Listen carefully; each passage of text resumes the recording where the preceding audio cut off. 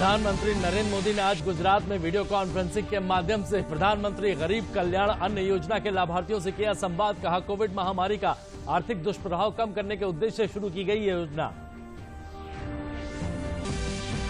मुख्यमंत्री योगी आदित्यनाथ ने आज यूपीपीएससी परीक्षा 2019 में चयनित उप जिलाधिकारियों को बांटे नियुक्ति पत्र। कहा, कार्य पद्धति से पीड़ित व्यक्ति को मिले न्याय। प्रदेश विधानमंडल के मानसून सत्र 17 अगस्त से होगा शुरू। सत्र में विधानसभा चुनाव से पहले जरूरी खर्चों को पूरा करने के लिए पास कराया जाएगा अनुपूरक बजट।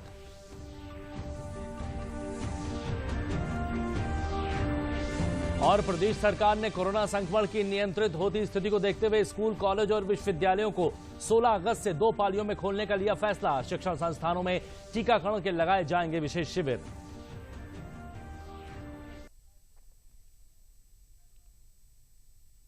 नमस्कार, मैं हूं विजय श्रीवास्तव और अब समाचार विस्तार से।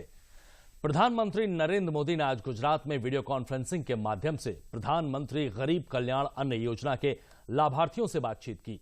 इस योजना के बारे में जागरूकता लाने के लिए राज्य में जन भागीदारी कार्यक्रम शुरू किया गया है।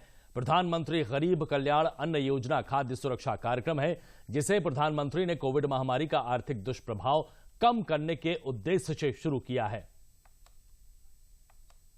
देश में मुद्रा योजना है, स्वनिधि योजना है। भारत में ऐसी अनेकों योजनाएं गरीब को सम्मानपूर्ण जीवन का मार्ग दे रही है, सम्मान से सशक्तिकरण का माध्यम बन रही है। भाइयों और बहनों, जब सामान्य मानवी के सपनों को अवसर मिलते हैं, व्यवस्थाएं जब घर तक खुद पहुंचने लगती हैं, तो जीवन कैसे बदलता है, ये गुजरात बखूबी समझता है। कभी गुजरात के एक बड़े हिस्से में लोगों को, माताओं बहनों को पानी जैसी जरूरत के लिए कई कई किलोमीटर पैदल जाना पड़ता था। हमारी सभी माताएं बहनें साक्षी हैं। ये राजकोट में तो पानी के लिए ट्रेन भेजनी पड़ती थी। राजकोट में तो पानी लेना है तो घर के बाहर गड्ढा खोद करके नीचे पाइप में से पानी एक एक कटोरी लेकर के बाल्टी भरनी पड़ती थी। लेकिन आज सरदार सरोवर बांध से, सौनी योजना से, नहरों के नेटवर्क से उस कच्छ में भी मां नर्मदा का पानी पहुंच रहा है, जहां कोई सोचता भी नहीं था।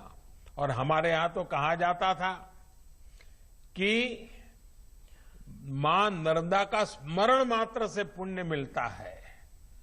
आज तो स्वयं मां नर्मदा गुजरात के गांव-गांव जाती है, स्वयं मां नर्मदा घर घर जाती है, स्वयं मां नर्मदा आपके द्वार आकर के आपको आशीर्वाद देती है।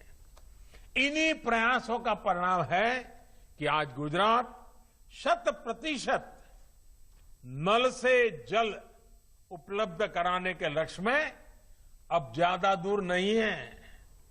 यही गति आम जन के जीवन में, यही बदलाव अब धीरे धीरे पूरा देश महसूस कर रहा है। राजधानी लखनऊ के लोक भवन में मुख्यमंत्री योगी आदित्यनाथ ने यूपीपीएससी परीक्षा 2019 में चयनित उप जिलाधिकारियों को नियुक्ति पत्र बांटे।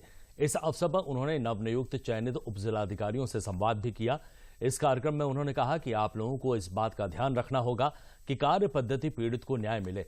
उन्होंने कहा कि आप प्रशासनिक सेवा का अंग बन गए हैं, इसलिए बिना भेदभाव के पहले दिन से सेवा का संकल्प लेना होगा।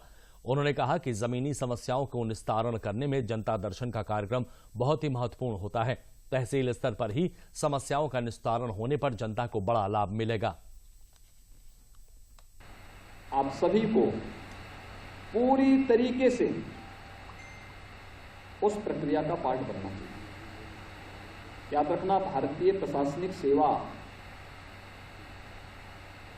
की रीढ़ के रूप में हम लोग प्रादेशिक सेवाओं को मानते हैं,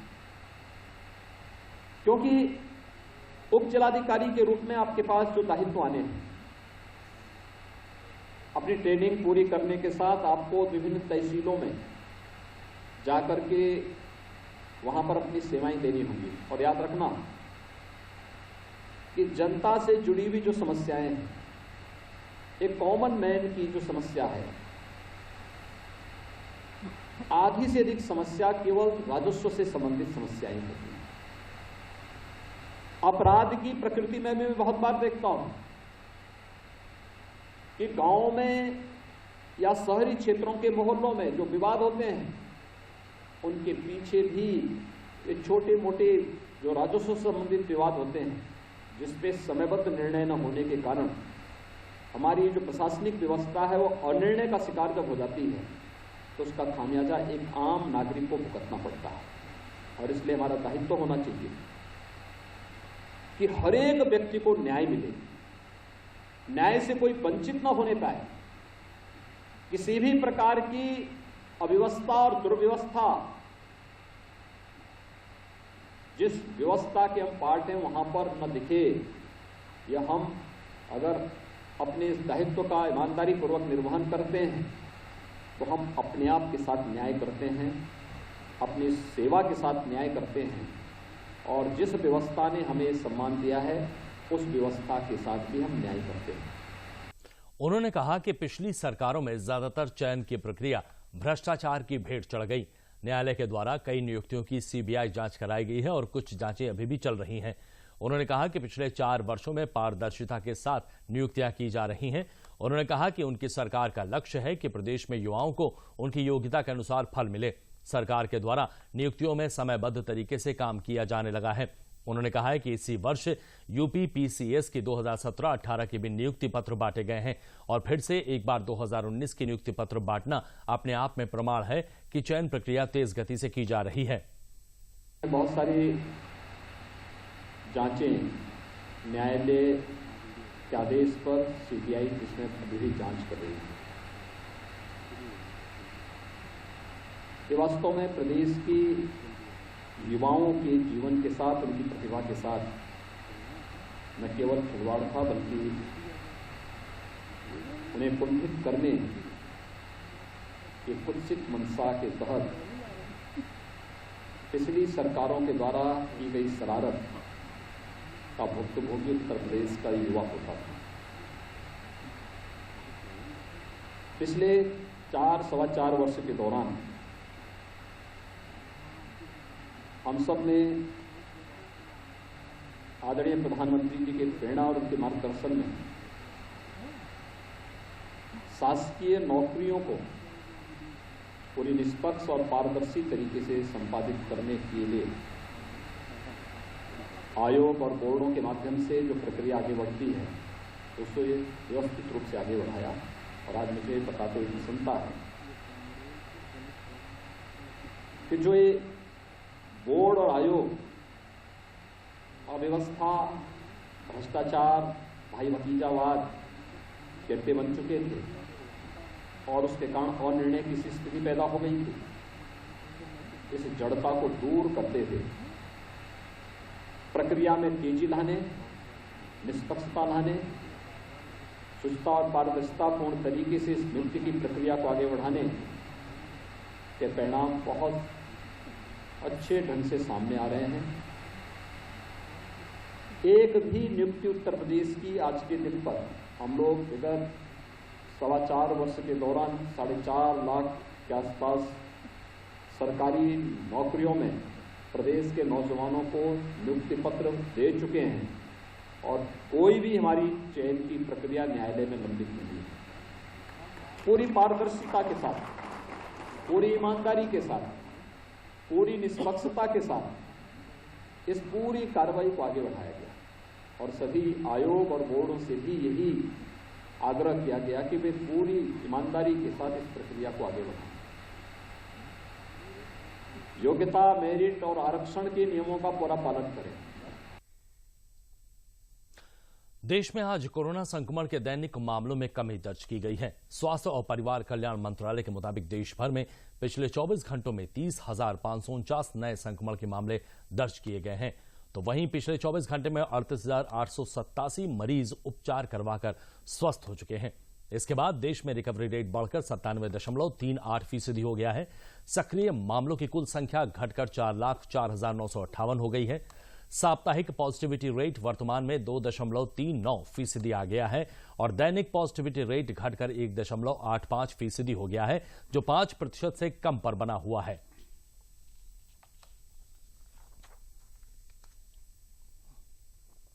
प्रधानमंत्री नरेंद्र मोदी 9 अगस्त को संयुक्त राष्ट्र सुरक्षा परिषद में अंतर्राष्ट्रीय शांति और सुरक्षा, समुद्री सुरक्षा विषय पर आयोजित वर्चुअल परिचर्चा की अध्यक्षता करेंगे।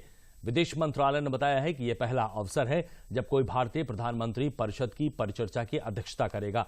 रविवार को भारत में संयुक्त राष्ट्र के सदस्य देशों की बारी बारी से मिलने वाली सुरक्षा परिषद की अध्यक्षता ग्रहण की गई थी। परिषद की अध्यक्षता के दौरान भारत समुद्री सुरक्षा के अलावा शांति, रक्षा और आतंकवाद से निपटने पर ध्यान केंद्रित करेगा। इससे पहले भारत जून 1950, सितंबर 1967, दिसंबर 1972 और अक्टूबर 1977, फरवरी 1985, अक्टूबर 1991, दिसंबर 1992, अगस्त 2011 और नवंबर 2012 में परिषद का अध्यक्ष रह चुका है।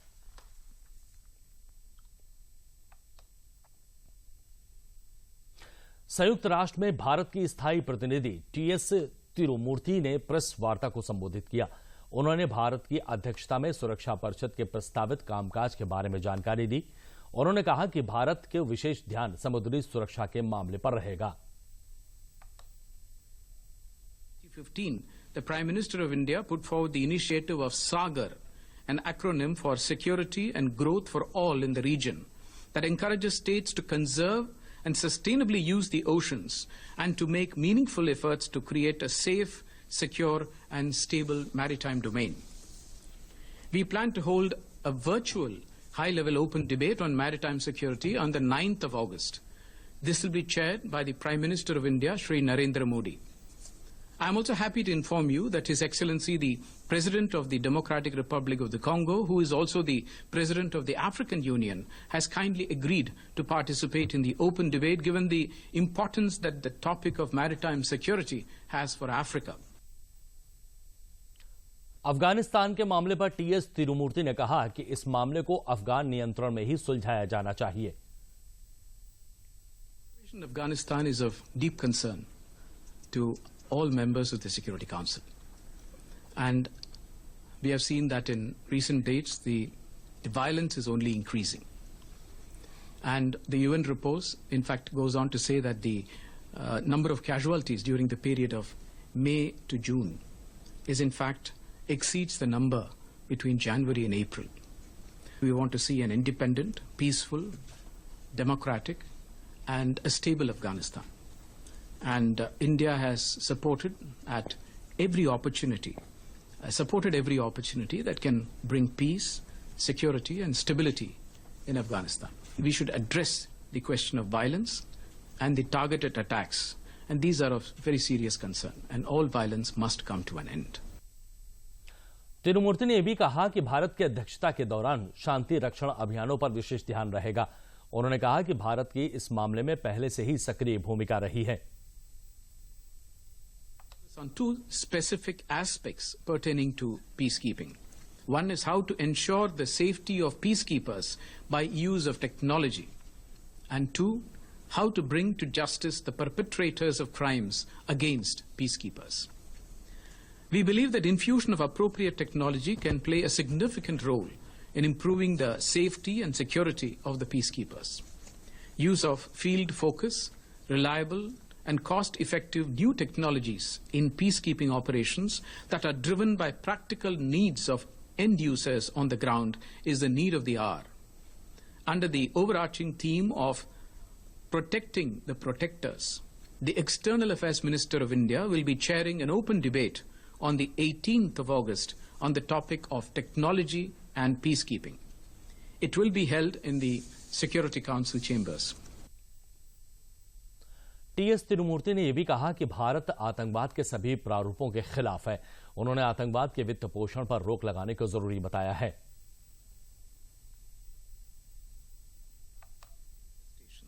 And believe that there could be no justification whatsoever for terrorism. we will continue to keep the spotlight on this matter as we have in the past, both inside the Council and outside as well. We have not only strengthened the efforts to combat terrorism, especially, for example, in financing of terrorism, we have also prevented efforts to dilute the focus on terrorism. The External Affairs Minister of India will be chairing a briefing on the 19th of August to discuss the Secretary General's report on ISIL Daesh.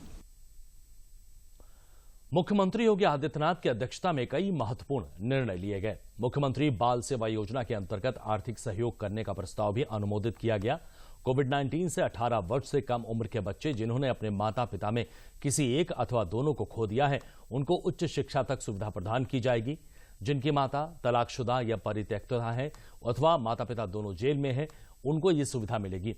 बाल भिक्षावृत्ति और वैश्यावृत्ति से मुक्ति होने वाले बच्चों को भी सरकार कक्षा 12 और 23 वर्ष की आयु पूरी होने तक उच्च शिक्षा में भी सहयोग करेगी। इस योजना में अंतर्गत पात्रता श्रेणी में आने वाले परिवारों के बच्चों को 2,500 रुपए की धनराशि प्रतिमाह प्रदान की जाएगी।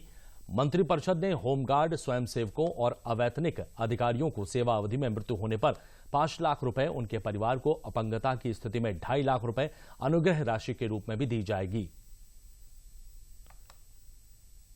योगी आदित्यनाथ की अध्यक्षता में मंत्रिपरिषद ने राज्य विधानमंडल के दोनों सदनों का वर्षाकालीन सत्र 17 अगस्त 2021 को आहूत किए जाने का प्रस्ताव का अनुमोदन कर दिया है।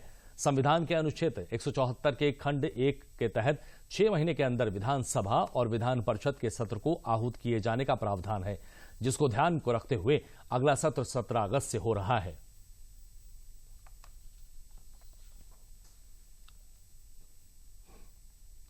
प्रदेश सरकार ने कोरोना संक्रमण के नियंत्रित होती स्थिति को देखते हुए स्कूल, कॉलेजों और विश्वविद्यालयों को आधी क्षमता के साथ खोलने का फैसला किया है।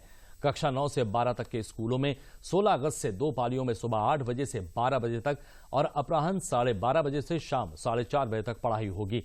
50% विद्यार्थियों को प्रथम पाली में तथा शेष 50% की दूसरी पाली में विद्यालय बुलाया जाएगा। मुख्यमंत्री योगी आदित्यनाथ ने सोमवार को टीम 9 के अधिकारियों और मंत्रियों के साथ बैठक में निर्णय लिया है। शनिवार और रविवार को कोरोना कर्फ्यू होने के कारण शिक्षण कार्य सोमवार से शुक्रवार तक ही होगा। इसी व्यवस्था के साथ कॉलेजों और विश्वविद्यालयों में 1 सितंबर से पढ़ाई शुरू होगी।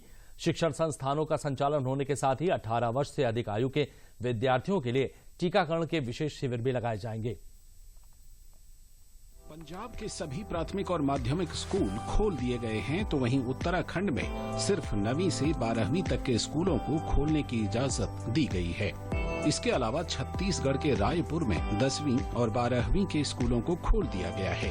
पड़ोसी राज्य झारखंड में अगले हफ्ते स्कूल बच्चों के लिए खोल दिए जाएंगे। फिलहाल सिर्फ अध्यापकों को ही आने की इजाजत दी गई है।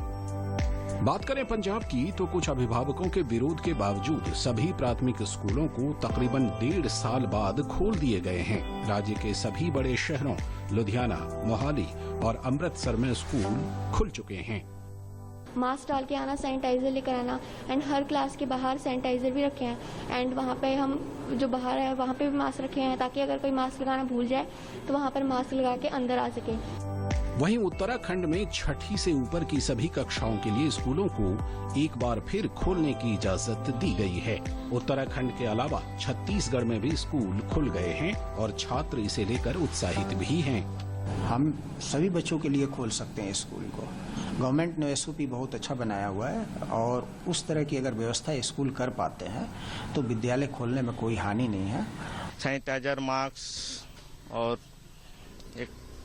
एक गजा का मतलब दूरी में बैठना है। हिमाचल प्रदेश में भी 10वीं और 12वीं के स्कूल खोले गए हैं। ऐसे में राज्य के शिक्षा मंत्री गोविंद सिंह ने शिमला स्थित एक स्कूल जाकर कोविड-19 रोकथाम प्रबंधन का जायजा लिया। स्कूल में आते ही बच्चों का थर्मल स्कैनिंग की जा रही है। थर्मल स्कैनिंग के बाद सैनिटाइजर लगा के रखे हैं और फिर क्लासरूम को जाकर के हमने देखा क्लासरूम को सैनिटाइज किया गया है और टॉयलेट्स को दिन में 2 बार सैनिटाइज करने के आदेश दिए जा चुके हैं। उत्तर प्रदेश में कोरोना संक्रमण की सुधरती स्थिति को देखते हुए बेसिक, माध्यमिक, उच्च, प्राविधिक और व्यावसायिक शिक्षण संस्थानों को खोलने की तैयारी करने के निर्देश दे दिए गए हैं। मुख्यमंत्री योगी ने कोविड-19 प्रबंधन के लिए गठित टीम 9 के साथ बैठक कर निर्देश जारी किए। 16 अगस्त से आधी क्षमता के साथ स्कूल खुलेंगे। उच्च शिक्षण संस्थानों में पठन पाठन प्रत्येक दशा में 1 सितंबर से प्रारंभ करने की तैयारी के लिए कहा गया है। स्कूलों में सैनिटाइजर, इंफ्रारेड थर्मामीटर, मास्क आदि की समुचित व्यवस्था सुनिश्चित करने और प्रत्येक संस्थान में कोविड प्रोटोकॉल का कड़ाई से अनुपालन करने के भी निर्देश दिए गए हैं।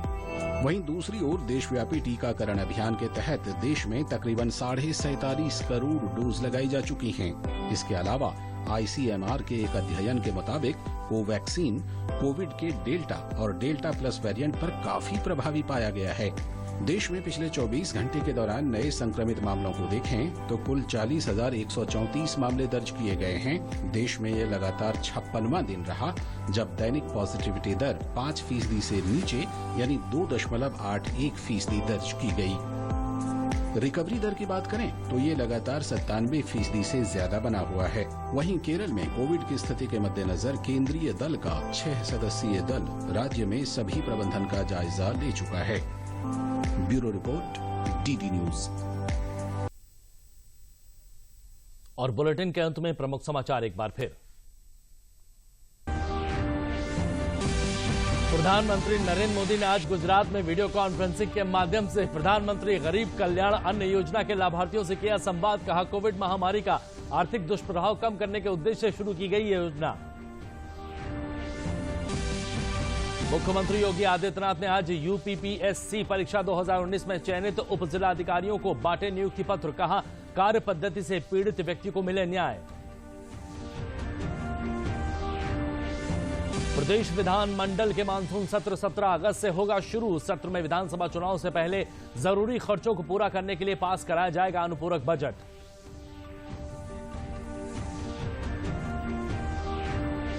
और प्रदेश सरकार ने कोरोना संक्रमण की नियंत्रित होती स्थिति को देखते हुए स्कूल, कॉलेज और विश्वविद्यालयों को 16 अगस्त से 2 पालियों में खोलने का लिया फैसला। शिक्षण संस्थानों में टीकाकरण के लगाए जाएंगे विशेष शिविर।